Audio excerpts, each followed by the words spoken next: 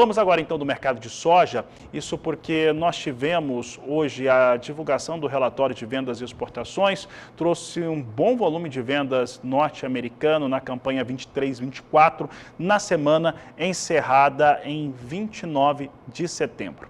Para falar a respeito deste assunto, mas principalmente a respeito de precificação de soja brasileira e da comercialização das campanhas 22-23 e também dessa nova 23-24 aqui do Brasil, nós vamos conversar com Ronaldo Fernandes. Ronaldo é da Royal Rural e vai participar conosco agora ao vivo pela internet. Ronaldo, obrigado pela sua participação mais uma vez no Agricultura BR. Ronaldo, temos um cenário no qual a colheita americana está vindo muito rápida, de acordo com o que foi apresentado na segunda-feira, e teve até uma melhora ali na qualidade das lavouras. Isso pressiona o mercado em Chicago, isso acaba pressionando o preço internacional e aqui no Brasil também. A nossa semeadura vem lenta, nós não temos chuvas regulares, principalmente no centro-oeste brasileiro, o que impede que haja um avanço maior e basicamente o que tem segurado um pouco os valores da soja no Brasil está muito baseado no câmbio, o dólar subiu bastante essa semana. Como é que está essa comercialização de soja brasileira da safra velha e da safra nova? Ronaldo, boa tarde, seja bem-vindo. Boa tarde, Fabiano, obrigado. Você já falou aí quem que é a bola da vez, né? Agora toda a conta está por causa da valorização do dólar. A gente está falando de câmbio perto de 5,20. Dificilmente eu acredito que ele tem força para romper esse 5,20, que é onde ele está se aproximando cada vez mais, mas também dificilmente eu acredito que ele vai ficar muito abaixo de 5,15 ou 5,10. O dólar ele entra agora num canal flutuante ali com um teto e um piso muito curto. Então ele tem um canal muito estreito para poder andar, não tem força para ficar abaixo de 5,10, também não tem força para ficar acima de 5,20. Por quê? Porque acima de 5,20 quer dizer que os juros americanos vão subir mais ainda e vira caos. Então é um cenário econômico que não é de interesse para nenhuma economia, nem também para o Brasil é interessante deixar o dólar estressar e vir acima de 5,20. É um termo que a gente costuma usar muito na economia, Fabiano, é assim, está no preço, ou como eu falo muito quando a gente está aqui também, já está precificado.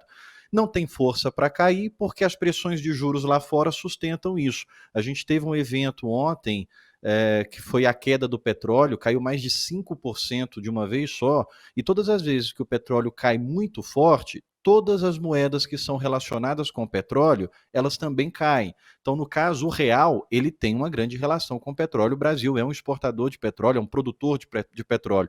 Então, quando o petróleo cai, o real também cai.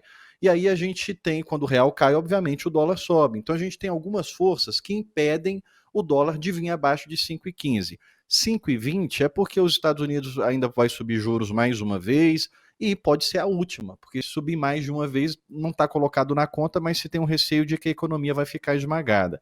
Por que eu estou dizendo isso tudo a respeito do dólar?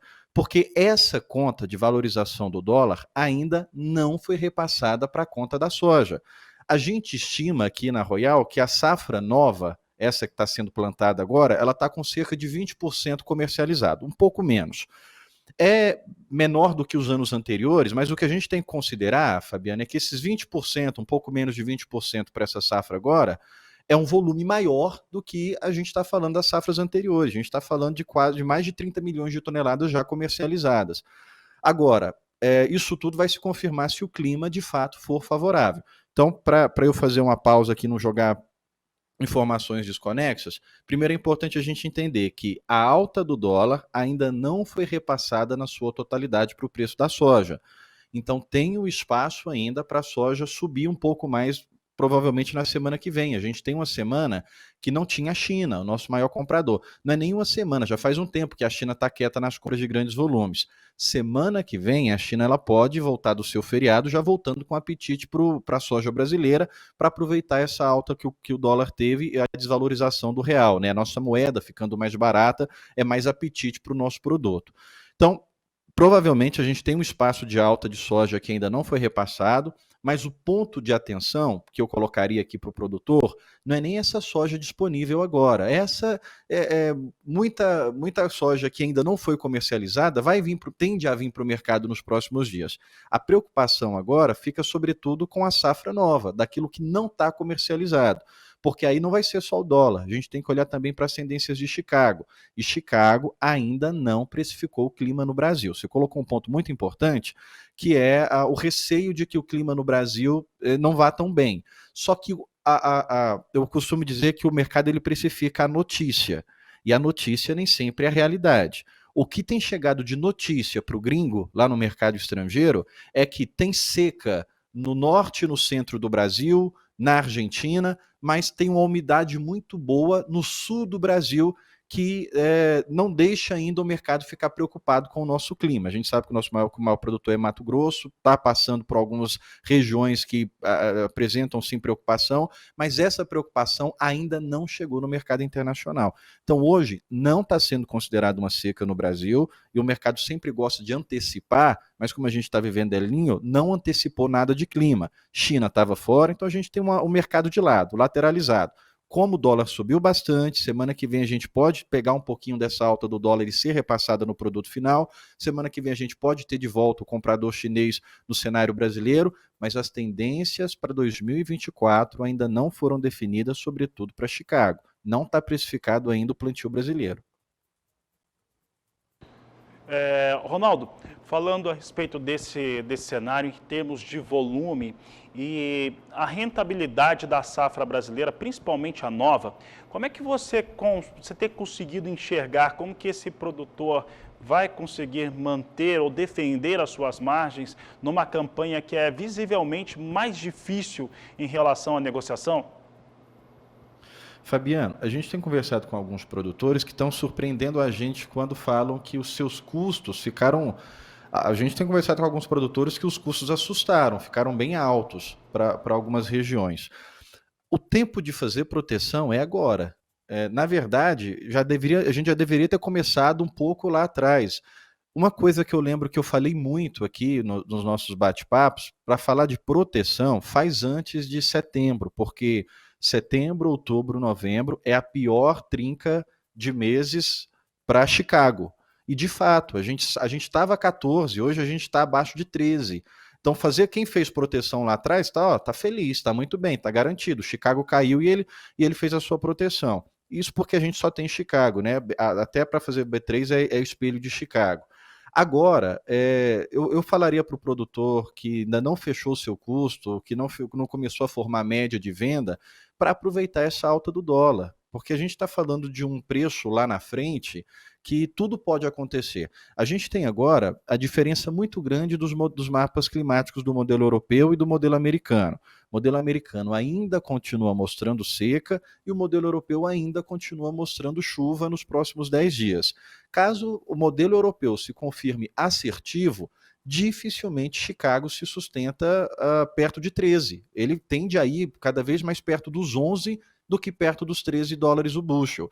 E aí, se a gente está falando que não acredita que o dólar vai ter força para superar 5,20, porque meio que já está precificado. Olha só, se você for pegar a curva de juros dos Estados Unidos, os juros de 3 meses é maior do que os juros de 10 anos, os juros de 2 anos, porque se precisa do dinheiro agora, porque isso vai ser pressão para agora. Ou, dizendo em outras palavras, já está precificado, não vai conseguir subir tantos juros assim, porque já começa a esmagar a economia, o que deixa o dólar já numa faixa meio de precificação.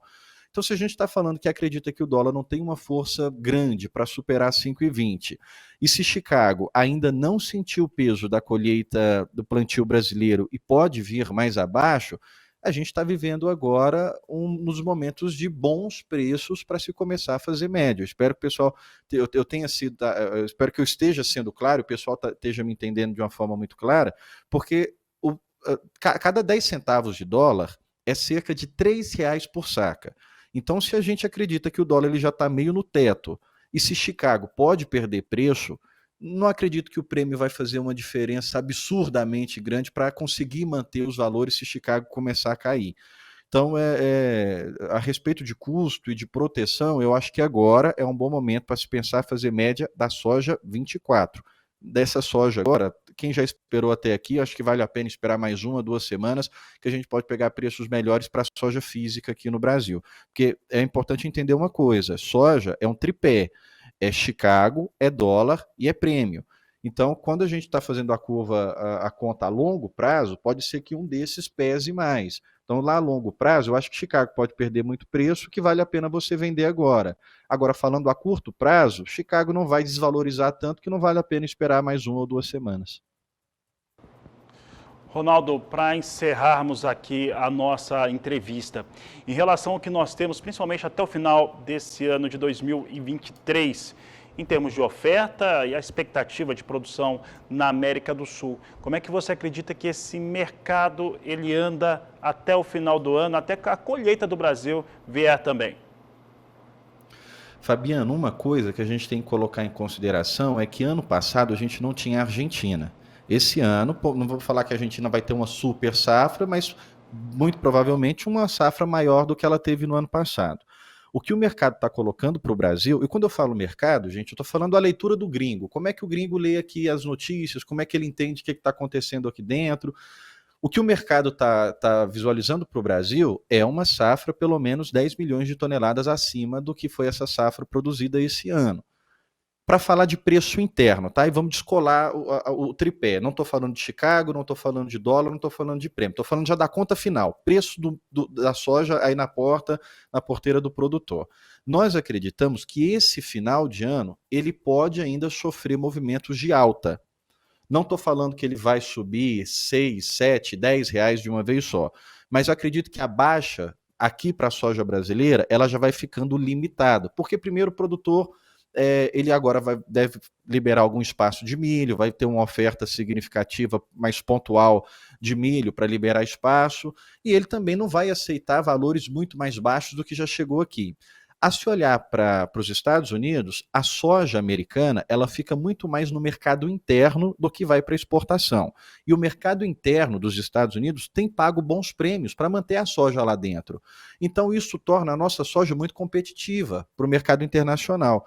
Então vai ter demanda, semana que vem a China volta para cá, o produtor vai ter resistência em vender mais baixo. Então eu acredito que daqui até o final do ano a gente pode ter melhoras de preços da soja. Não estou dizendo que são melhoras estratosféricas, vai subir 10, 20, 15 reais, não. Mas pode subir 3, pode subir 4 reais daqui de forma gradativamente. Depois da colheita, ou durante a colheita, vai tudo depender como foi o desenvolvimento, porque aí a gente tem que esperar ver se as chuvas vão se confirmar ou não. E aí, Fabiana, eu sempre tenho uma resistência de ler mapa climático, sabe? Quando era Laninha, eu sempre falava, pessoal, gente, Laninha é muito difícil, porque muda muito os mapas. Então, agora, o mercado está o mais escuro possível, porque um mapa está mostrando muita água e outro mapa está mostrando muita seca. Se as chuvas de fato se concretizarem, e a colheita vir com essa projeção que a gente tem falado de mais de 10 milhões de toneladas do que esse ano, aí para ano que vem os preços devem começar muito lá embaixo, viu? Muito lá embaixo. Mas daqui até lá, a gente vai sentir esse impacto da demanda. Daqui até lá, a gente ainda não repassou o que o dólar subiu, então tem um movimento otimista para os preços da soja. Vou falar pelo menos até novembro para fazer uma previsão mais curta. E porque mais do que isso eu também já vou querer ser mandinar, né? Então, para não dar de mandinar, vou falar aqui uma previsão mais curtinha, até o início de dezembro, talvez.